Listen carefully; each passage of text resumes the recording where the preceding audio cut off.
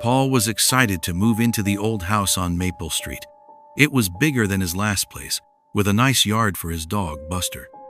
The price was good too, though some people in town had whispered that the house had a strange history. Paul didn't believe in ghosts, so he didn't pay them any mind. The first few days were busy with unpacking. Boxes were everywhere, but Paul was making progress. Buster seemed to like the new house too, sniffing around every corner.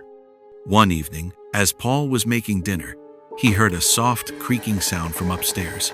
He lived alone, so it couldn't be him. He paused, listening. There it was again, a slow, deliberate creak, like someone was walking across the old wooden floor. "Hello?" Paul called out, his voice a little louder than normal. Silence. He figured it was just the house settling. Old houses made noises, he told himself. But the noises continued. Every night, after he turned off the lights, he would hear them. Creaks from the attic, soft footsteps in the hallway, sometimes even a faint dragging sound from the room above his bedroom. Buster started acting strange too.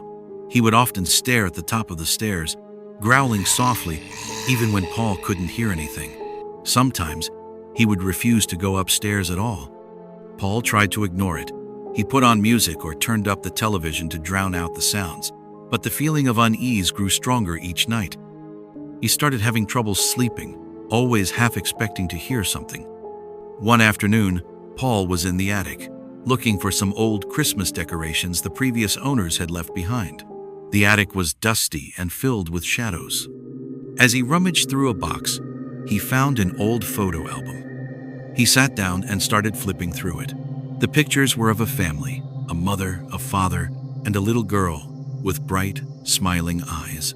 They looked happy in the house. Paul wondered why they had moved. As he turned the page, he saw a newspaper clipping tucked inside. The headline made his blood run cold. "Family vanishes without a trace." The article described how the Millers, the family in the photos, had disappeared from their home on Maple Street 5 years ago. The police had investigated, but there were no clues, no signs of struggle. They were just gone.